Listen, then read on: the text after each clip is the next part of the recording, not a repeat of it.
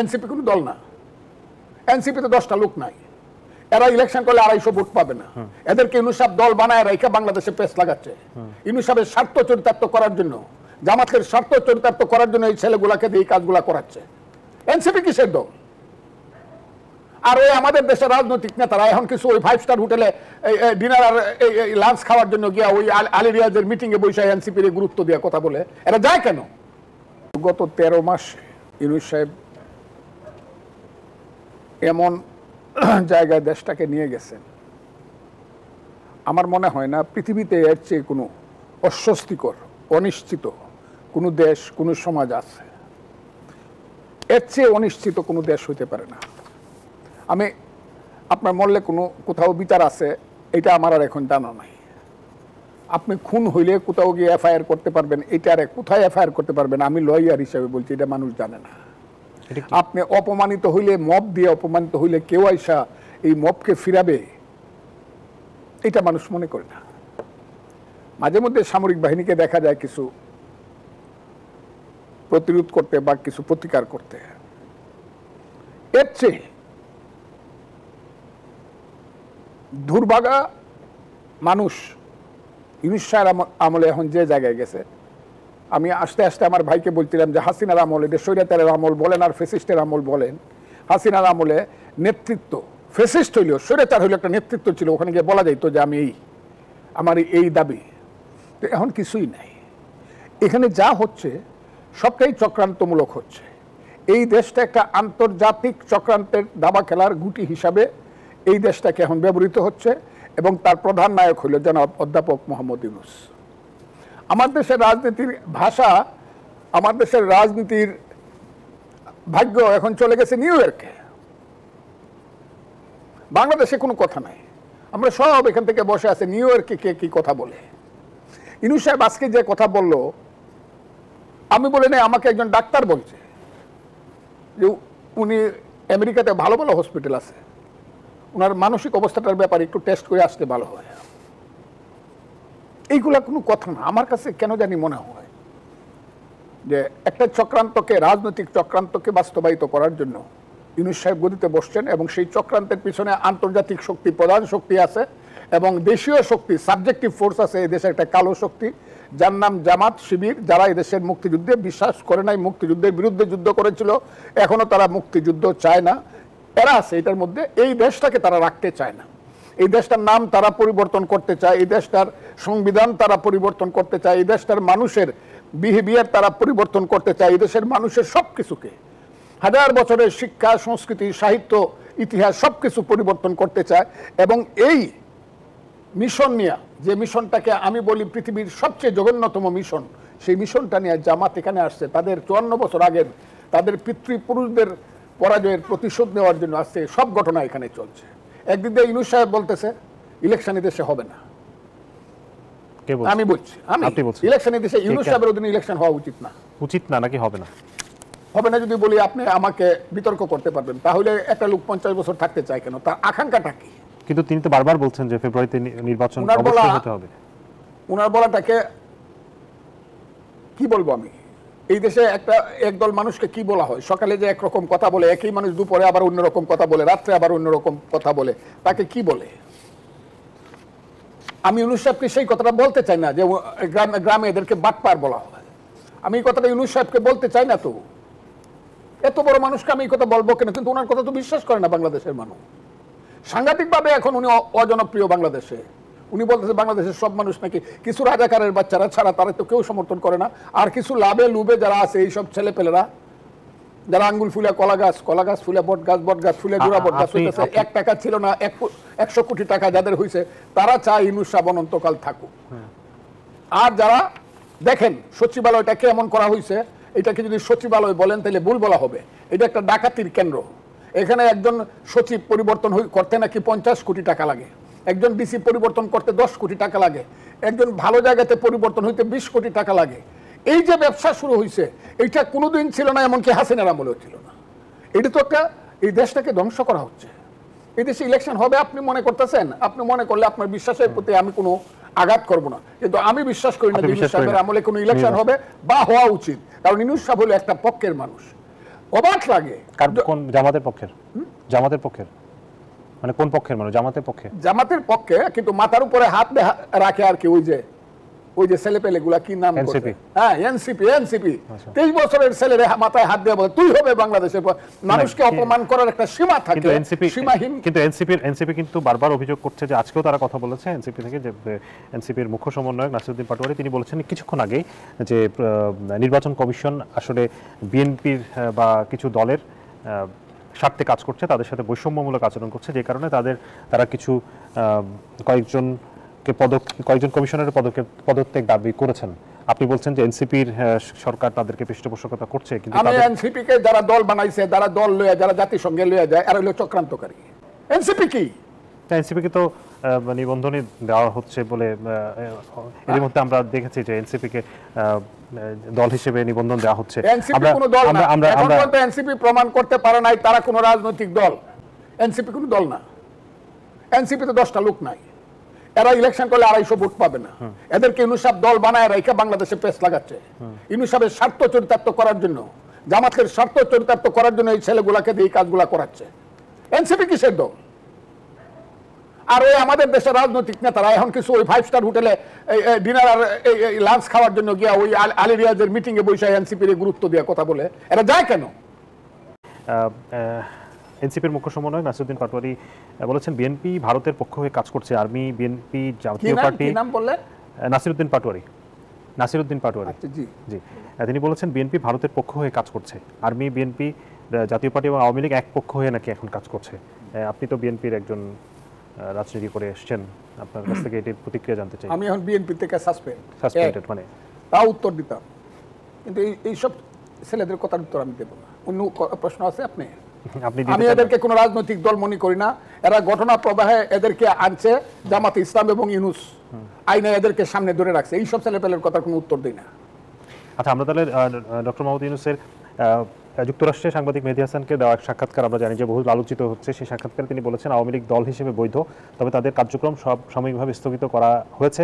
যে কোনো সময় এই নিষেধাজ্ঞা তুলে নেওয়া হতে পারে। নিষেধাজ্ঞা তুলে নেওয়াটাকে এই মুহূর্তে যে পরিস্থিতি, তাদের দল হিসেবে তাদের যেসব অপকর্ম সেগুলোর বিচার না করে এই নিষেধাজ্ঞা তুলে নেওয়া কি যে চিন্তা বা কথা বলছেন, এটিকে আপনি কীভাবে দেখেন? আমি ইউনূস সাহেব যে বলছি যে ইউনূস সাহেবের সকালে কি বলে আর বিকালে কি করবে আমি গত 13 মাসে ঠিক পাই নাই। কাজে আজকে বলছে আওয়ামী লীগের যে এম্বার্গো উঠায় দিবে দ্রুত, কালকে ভুলে যাবে বা কালকে করবে না, এটা আমি জানি, বা করবে কিনা তাও জানি না। আমার কথা ইউনূস সাহেবের এই কথাটার উত্তরটা আমার এইভাবে দেই আমি। ইউনূস সাহেব কিন্তু এইসব কাজ করার জন্য আসে নাই। ইউনূস সাহেব আসছে ভিন্ন কাজ করার জন্য। ওই যে আমি বলছি উনি একটা আন্তর্জাতিক চক্রান্তের গুটি হিসাবে খেলবার জন্য জামাতকে সাথে নিয়ে আমার দেশের চট্টগ্রাম বন্দর, আমার দেশের সেন্ট মার্টিন দ্বীপ, ওই যে 3টা জেলায় লাগছে এখন, ওই যে খাগড়াছড়ি, এই প্রশ্নই তো করেন না, ব্যস্ত যেতেছে। আমি খাগড়াছড়ির প্রশ্নে আসবো। খাগড়াছড়ি থেকে ধরে যা আছে, এই যে গন্ডগোল লাগছে, আমি জানি না চিটাগাংয়ের মানুষ কেন অনশন ধর্মঘট করে না, দলমত নির্বিশেষে। চিটাগাং কিন্তু বাংলাদেশ থেকে আমার ধারণা চিটাগাং কিন্তু বাংলাদেশ থেকে আন্তর্জাতিক চক্রান্তের কারণে বিচ্ছিন্ন হয়ে যেতে পারে, শুভপুর ব্রিজ পর্যন্ত। এটা আমার ধারণা বলতেছি। এই কথাটা আমি বলতেছি 6 মাস 7 মাস 8 মাস যাব, এবং এই কথাটা বলার এইটা একটা কথা বলতেছি। 2 নম্বর কথাটা বলতেছি যে 5ই আগস্টের 2টা ঘটনা ছিল। 5ই আগস্টের একটা ঘটনা ছিল গণতান্ত্রিক, যেটা বিএনপির নেতৃত্বে 15 বছর যাবত আন্দোলন চলছে, হাজার হাজার নেতাকর্মী জেল কাটছে, শত শত নেতাকর্মী গুম হয়েছে, লাখ লাখ নেতাকর্মীর নামে সারা বাংলাদেশে হয়েছে। এটা হলো গণতান্ত্রিক আন্দোলন।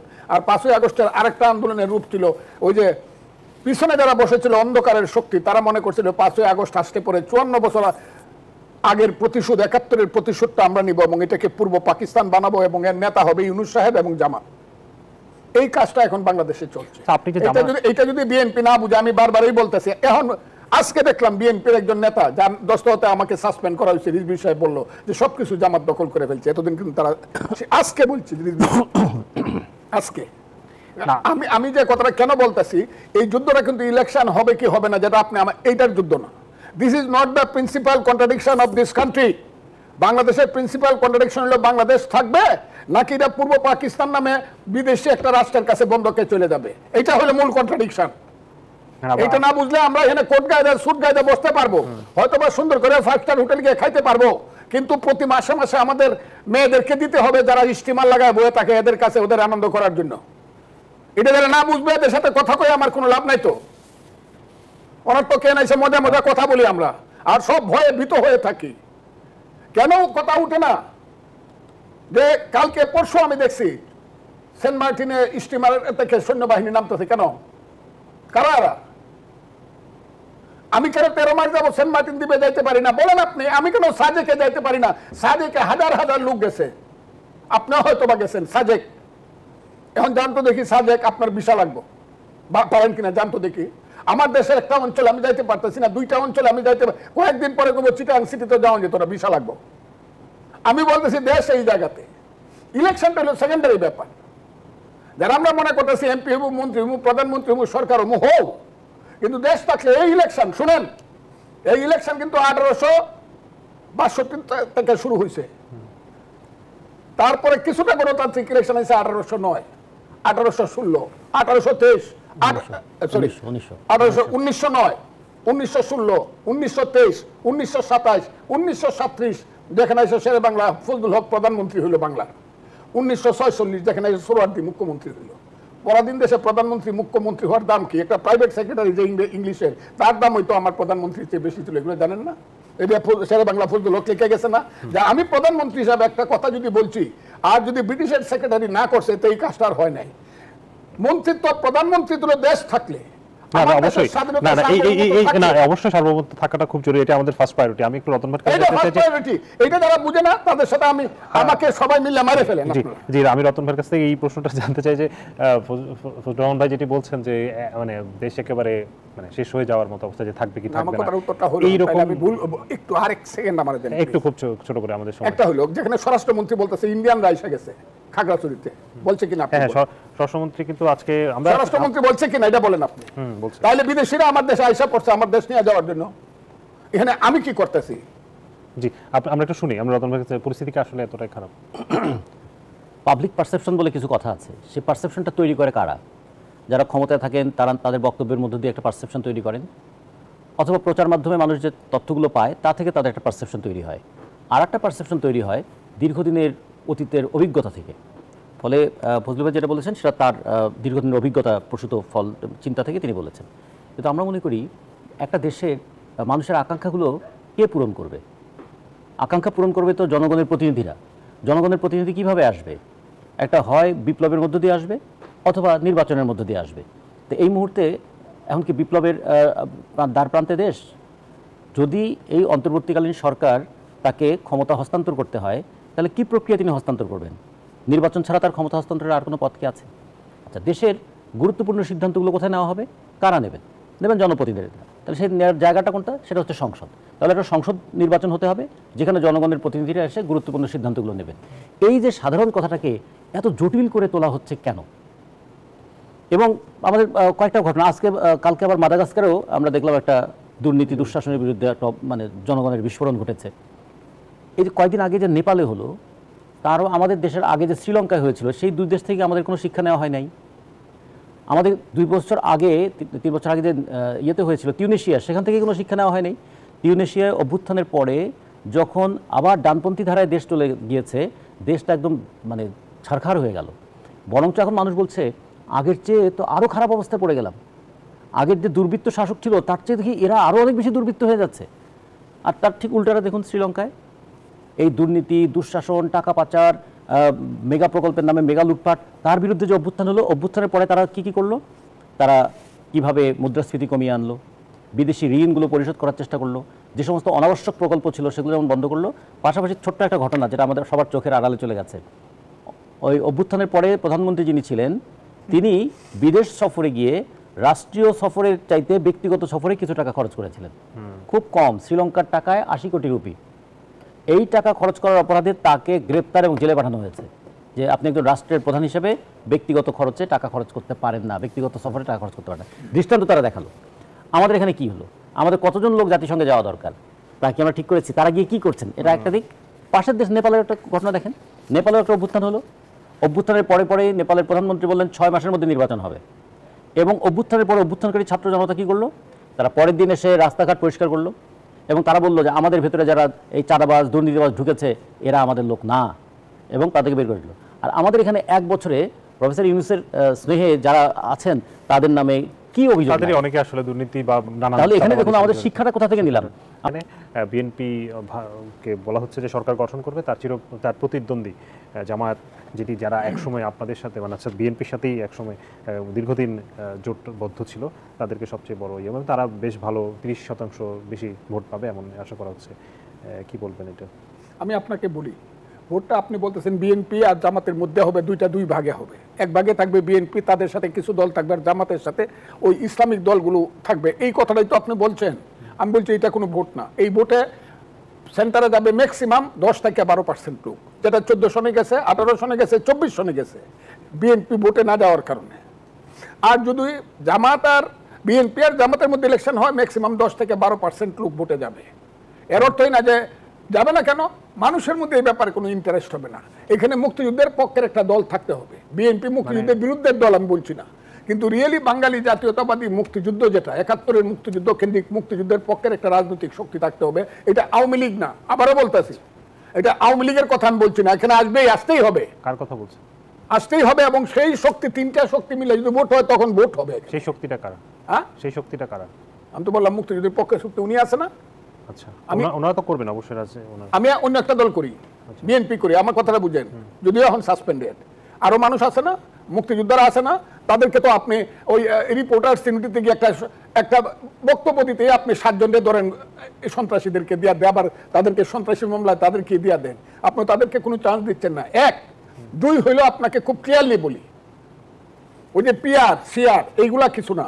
এই আজকেও শুনলাম পূর্ব পাকিস্তান ভালো ছিল বলে ছাত্র শিবিরের প্রধান নেতা, প্রধান কে হয়, সভাপতি, নামটা আমার মনে নাই, ছেলেটার বুঝে মাসুদ টাসুদ হবে ছেলেটার না, সে যেভাবে বললো যে ইন্ডিয়ার চক্রান্তে 71 সনে এই হয়েছে এবং শেখ মুজিবুর রহমান স্বাধীনতা চায় নাই, সে সারেন্ডার করে চলে গেছিল, জামাতি আসলে গোলাম আজমের নেতৃত্বে স্বাধীনতা সংগ্রাম, মুক্তিযুদ্ধ করতে চাইছিল, কিন্তু একটু আগায় যখন দেখছে যে না এখানে ইন্ডিয়া ষড়যন্ত্র আছে, কাজী জামাত পিছায় গেছে।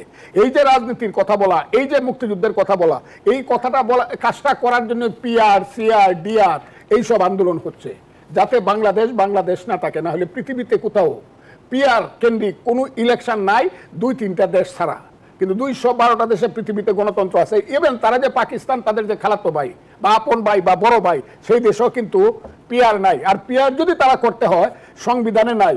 তারা ইলেকশনে মানুষের কাছে গিয়া বলবে যে আপনারা আমাদেরকে ভোট দেন, আমরা যদি মেজরিটি পাই তাহলে আমরা পিআর এর মাধ্যমে ভোট করে আগামী সংসদ করব। ইলেকশনটাকে ওই যে আমি বলছি ইউনূস সাহেবের নেতৃত্বে কোনো ইলেকশন হবে না, হওয়া উচিত না, কারণ ইউনূস সাহেব এক পক্ষের লোক। তারপরে বলছে হবে না কেন, ইউনূস সাহেবের আপন ভাইয়ের নাম হলো জামাত ইসলাম, সেই জামাত ইসলাম হলো ইউনূস সাহেবের রাতের বন্ধু। ওই জামাত ইসলাম যখন না করতেছে, পিআর ছাড়া ইলেকশন করবো না, করতে দিব না, কাজে এই ইলেকশনটা ইউনূস সাহেব করবে না এবং করতে পারবে না। এই কারণে আমি বলছি ইলেকশনটা হবে না। কিন্তু আমি চাই ফেব্রুয়ারির প্রথম সপ্তাহে নির্বাচন হোক এবং এখন ডিক্লেয়ার করা হোক যে এখন থেকে সব মাঠে যাও, ইলেকশন করো গিয়া in accordance with the constitution of Bangladesh. বাংলাদেশের বর্তমান কনস্টিটিউশন অনুযায়ী জাতীয় সংসদ নির্বাচন হবে, যে মেজরিটি হবে তার হাতে আমি দায়িত্ব দিয়ে চলে দেব। এখন ইউনূস সাহেবের ঘোষণা করা, ওই নিউ ইয়র্কে বৈশা 7-5-14 কথা বলার জন্য উনাকে কেউ বিশ্বাস করবে? আর আপনি বললেই বিশ্বাস, উনি একটা ইলেকশন দিয়ে দিবে, এটা আমি মনে করি না। আপনি বলছেন যে ইলেকশন দেবে না, তাহলে পরিস্থিতি কি? ও ইলেকশন দিবেন আমি বলছি নাকি, মানে ইলেকশন তো ডেট ঘোষণা করছে। আপনি বলছেন যে জামাত যদি পিআর সিআর এর আন্দোলন করে, আমার কথাগুলো খুব বুঝে, এবং অন্যান্য ইসলামিক দলগুলো, তাহলে রইল কি, আওয়ামী লীগও ইলেকশনে আসতেছে না, জামাত আছে, বিএনপি একা ইলেকশন করবে? ইলেকশনটা হয় এখানে, তাহলে জামাত পিআর এর আন্দোলনে ভিন্ন কারণে কোথায়, যে কথাটা আমি কইছি, আমি যেটা বিশ্বাস করি, জামাত এটাকে বাংলাদেশ রাখতে চায়, মুক্তিযুদ্ধের বাংলাদেশ রাখতে চায় না, সেই কারণে তারা এই আন্দোলনটা দীর্ঘায়িত করতেছে। আমি করতেছি ওই কথাটা।